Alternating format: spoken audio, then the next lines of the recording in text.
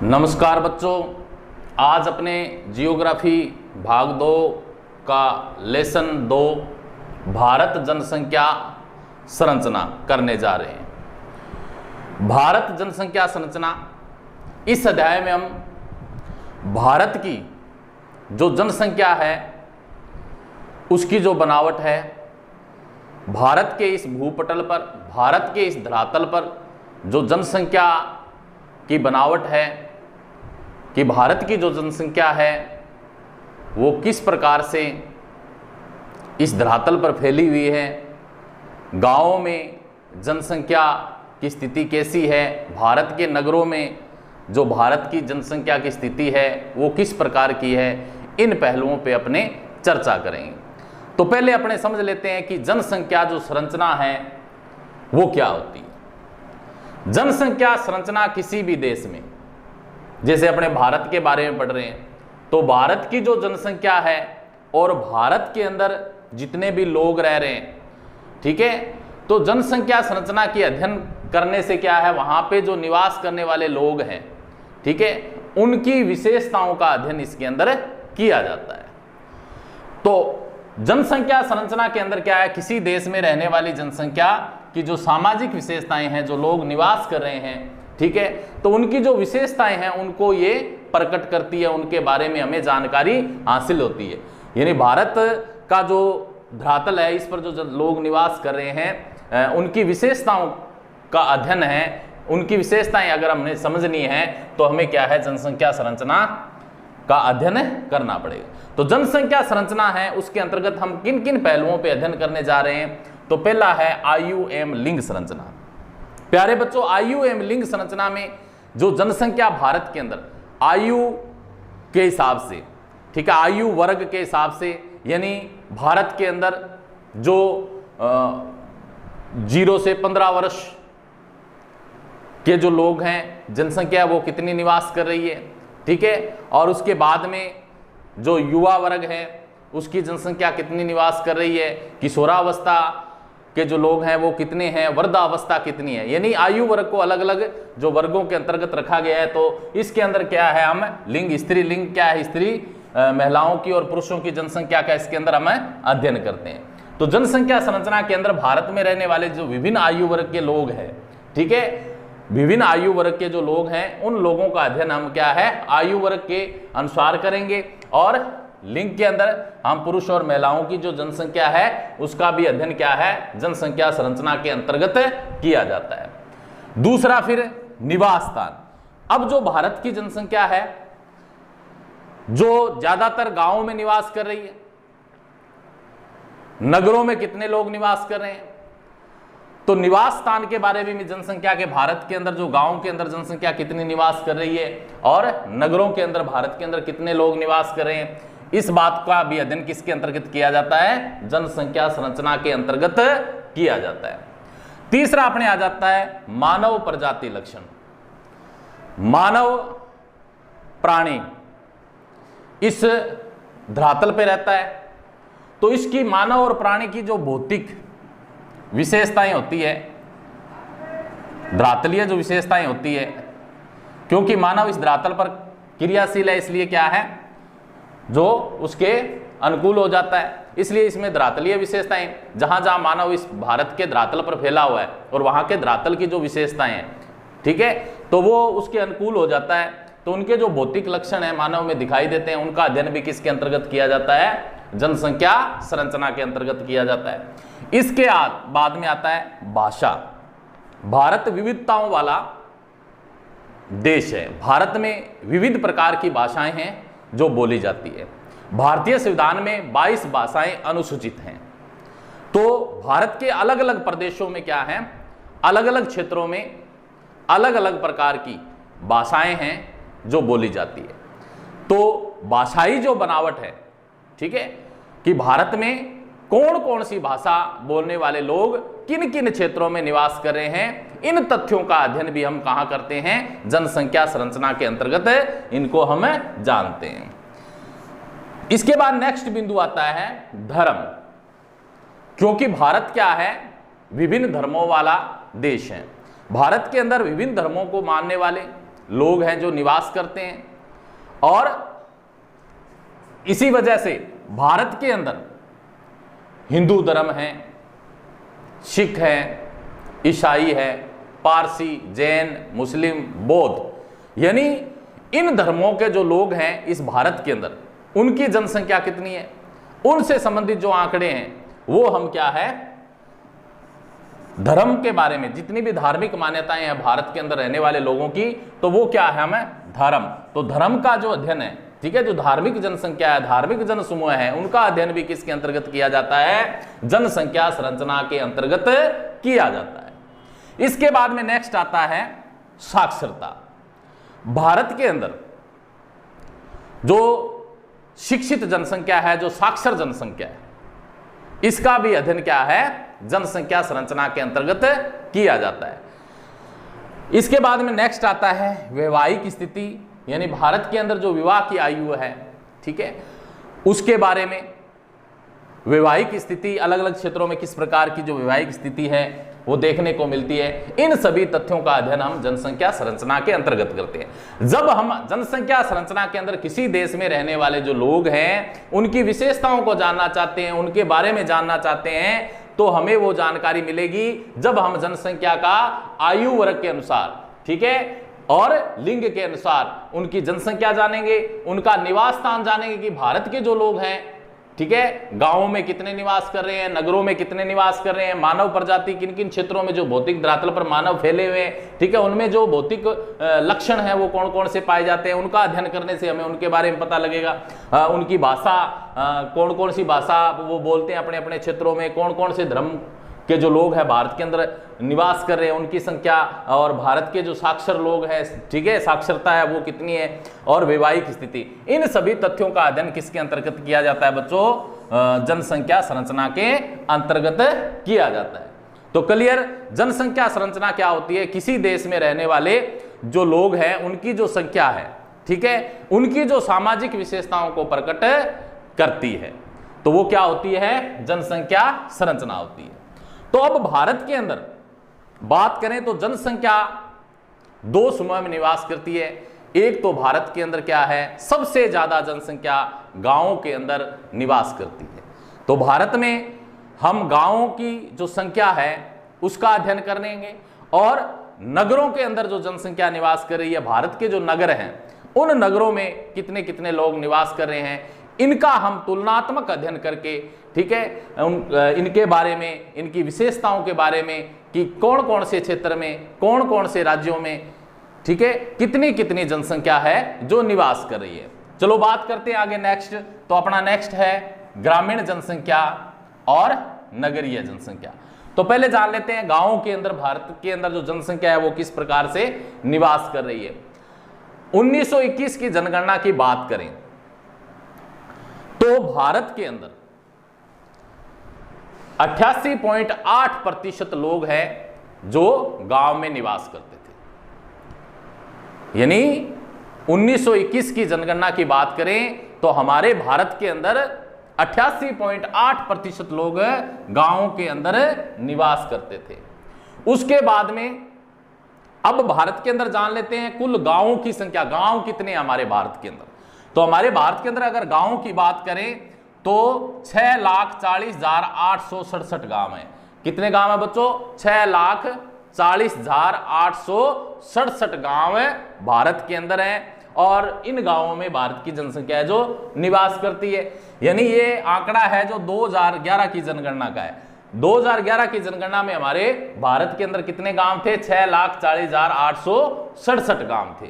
इसके बाद में हम बात करें 2011 की, तो कुल प्रतिशत जनसंख्या की बात करें तो गांवों के अंदर जो जनसंख्या प्रतिशत है, भारत की जो जनसंख्या है 68.84% जो जनसंख्या है 2011 की जनगणना के अनुसार भारत के गांवों में निवास करती है।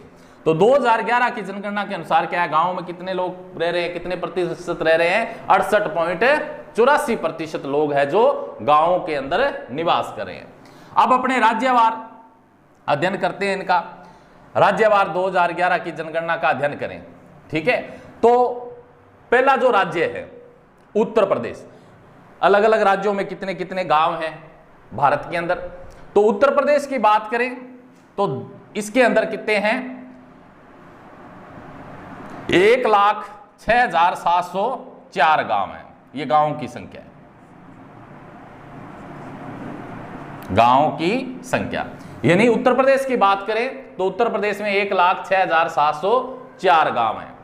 इसके बाद मध्य प्रदेश राज्य आता है। मध्य प्रदेश की बात करें तो यहां पे 54,903 गांव हैं।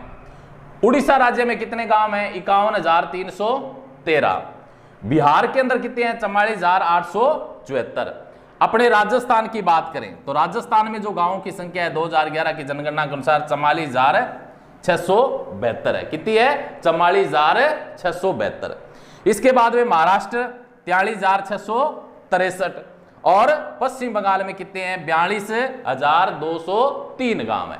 ये हमारे राज्यवार क्या है, भारत के जो बड़े राज्य हैं तो राज्यवार क्या है, जो मुख्य राज्य हैं उन राज्यों के अंदर क्या है, ये गांवों की जनसंख्या है जो कि प्रदर्शित है।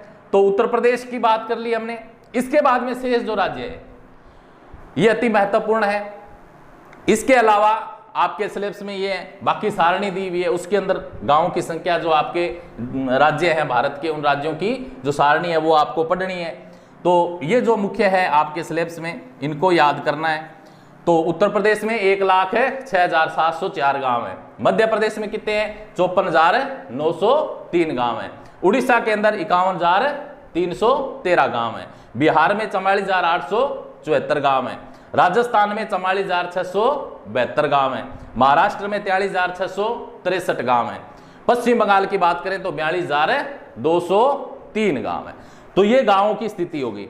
अब अपने बात करते हैं इसके बाद में गांवों के अंदर जो सर्वाधिक जनसंख्या का सकेंद्रण है, ठीक है, सबसे ज्यादा गांवों के अंदर जो जनसंख्या किन राज्यों के अंदर निवास करती है और उनका प्रतिशत कितना है, तो उसकी बात करें तो सबसे ज्यादा जनसंख्या की बात करें तो बिहार जो राज्य है अपना भारत का, बिहार के अंदर सबसे ज्यादा लोग निवास करते हैं। गांवों के अंदर 89.96% लोग हैं जो बिहार राज्य के अंदर गांवों में निवास करते हैं। तो भारत का सर्वाधिक जनसंख्या वाला जो सर्वाधिक जनसंख्या है वो किस राज्य की गांवों में निवास करती है, तो बिहार की करती है। इसके बाद में हिमाचल की बात करें, दूसरा नंबर आता है हिमाचल। हिमाचल के अंदर गांवों के अंदर लोग कितने रहते हैं, 86.96%। हिमाचल राज्य में 86.96% लोग हैं जो गांवों के अंदर निवास करते हैं। इसके बाद असम की बात करें, असम राज्य की, तो वहां पे 85.92% लोग हैं जो गांवों में निवास करते हैं। उड़ीसा की बात करें तो 83.32% लोग हैं जो गांवों के अंदर निवास करते हैं। मेघालय की बात करें तो 79.92% लोग हैं जो मेघालय में निवास करते हैं। और सबसे कम क्या है, अरुणाचल प्रदेश के अंदर गांवों के अंदर लोग रहते हैं 77.33%। ये अगर सबसे कम जो गांवों के अंदर लोग रहते हैं वो कौन से राज्य में है, अरुणाचल प्रदेश में। तो ये ग्रामीण जनसंख्या का सर्वाधिक जो सकेंद्रण है किन किन राज्यों में है, तो उनके बारे में हिमाचल में 86.96%, बिहार में 89.96%, असम में 85.92%, उड़ीसा में 83.32%, मेघालय में 79.92% और अरुणाचल प्रदेश में कितने हैं, 77.33% जो जनसंख्या है वो गांवों के अंदर निवास करती है। तो प्यारे बच्चों, ये हमने ग्रामीण जनसंख्या के बारे में जाना। अब इसके विपरीत हम अध्ययन करते हैं नगरीय जनसंख्या। अब जो हमारे भारत के जो नगर हैं, ठीक है, तो उन नगरों की जनसंख्या के बारे में अपने अध्ययन करते हैं। तो 1981 की जनगणना की बात करें तो भारत के अंदर कुल नगरों की संख्या, अगर कुल नगरों की बात करें तो भारत के अंदर 3,245 नगर थे। कितने थे, 3,245 नगर थे। कुल नगरों की जनसंख्या कितनी थी भारत के अंदर, 3,245 थी। इसके बाद में अगर हम जनसंख्या की बात करें 1981 में भारत के अंदर जनसंख्या नगरों के अंदर निवास करती थी 19.50 करोड़ लोग हैं जो 1981 की जनगणना में भारत के अंदर 19.50 करोड़ जनसंख्या है जो नगरों में निवास करती थी। इसके बाद अगर हम जनसंख्या के अनुपात की बात करें तो 23.4% लोग हैं जो जनसंख्या का अनुपात था, नगरीय अनुपात, ठीक है। और 20वीं सदी जब शुरू हुई, 20वीं सदी में जनसंख्या कितनी हो गई, नगरों की बढ़कर वृद्धि हो गई 1.99 करोड़ जनसंख्या हो गई 20वीं सदी में। और 2011 की जनगणना की बात करें तो भारत के अंदर 31.16% जो लोग हैं वो नगरों के अंदर निवास करते हैं। ठीक है, तो 2011 का जो आंकड़ा है वो क्या है, 31.16% लोग हैं जो नगरों में निवास करते हैं भारत के अंदर। ठीक है, नगरीय जनसंख्या का प्रतिशत कितना है, 31.16%। इसके बाद में बच्चों नेक्स्ट अपने बात करते हैं नगरीय जनसंख्या का राज्य स्तर 2011 की जनगणना के अनुसार अपने अध्ययन करते हैं कि भारत के जो राज्य हैं उन राज्यों के अंदर जो नगरों की संख्या है वो कितनी कितनी, राज्यवार कितनी कितनी है। तो आपके जो मुख्य राज्य हैं स्लैब्स में उनके बारे में चर्चा कर लेते हैं। तो पहला आता है तमिलनाडु। तमिलनाडु के अंदर नगर कुल कितने हैं, 721 है नगरों की संख्या। तमिलनाडु राज्य में नगर कितने हैं, 721। उत्तर प्रदेश के अंदर है 648 नगर। मध्य प्रदेश की बात करें तो मध्य प्रदेश में है 364। महाराष्ट्र की बात करें तो 256। कर्नाटक की बात करें तो कितने हैं, 220। और गुजरात की बात करें तो कितने हैं, 195। और इसके बाद में राजस्थान की बात करें तो 185।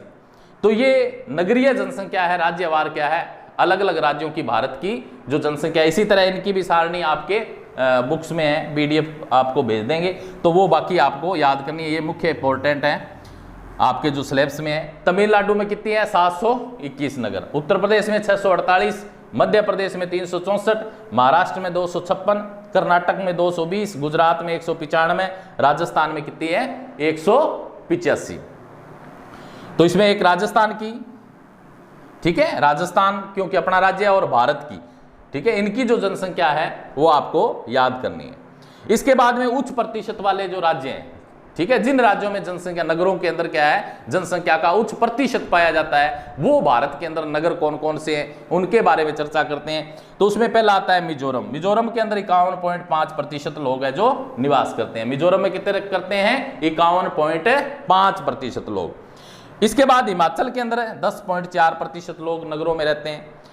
तमिलनाडु की बात करें तो 48.45% लोग हैं जो नगरों में निवास करते हैं। और गुजरात की बात करें तो गुजरात के अंदर क्या है, 42.58% लोग हैं जो नगरों के अंदर निवास करते हैं। कर्नाटक की बात करें तो 38.37% लोग हैं जो नगरों में निवास करते हैं। और पंजाब की बात करें तो 37.49% लोग हैं जो नगरों में निवास करते हैं। तो ये भारत के क्या है, उच्च प्रतिशत वाले राज्य हैं जहां पर क्या है, नगरों के अंदर उच्च प्रतिशत पाया जाता है, जनसंख्या का दबाव अधिक है। वो वाले राज्य कौन कौन से हैं, तो उसमें मिजोरम में 51.5%, हिमाचल में 10.4%, तमिलनाडु में 48.45%, गुजरात में 42.58%, कर्नाटक में 38.37% और पंजाब में 37.49%। प्यारे बच्चों, आज हमने भारत जनसंख्या संरचना के बारे में, ठीक है, पढ़ा, जनसंख्या संरचना को समझा कि जनसंख्या संरचना के अंदर, ठीक है, जो भारत की जनसंख्या है उसकी सामाजिक विशेषताओं को जानने के लिए हमें किन किन जो हमारे अध्ययन बिंदु है उनसे गुजरना पड़ेगा। तो हम ये नेक्स्ट जो अपने हैं इनको अलग से क्लियर करेंगे। तो आज का अपना जो जनसंख्या संरचना और इसके बारे में हमने पढ़ा कि इनमें हम किन किन तथ्यों का अध्ययन करेंगे, ठीक है, किन किन बिंदुओं पे चर्चा करेंगे, ताकि हम यहाँ की जो सामाजिक विशेषताएं हैं भारत के लोगों की उनको समझ सकें। आज के लिए इतना ही, धन्यवाद।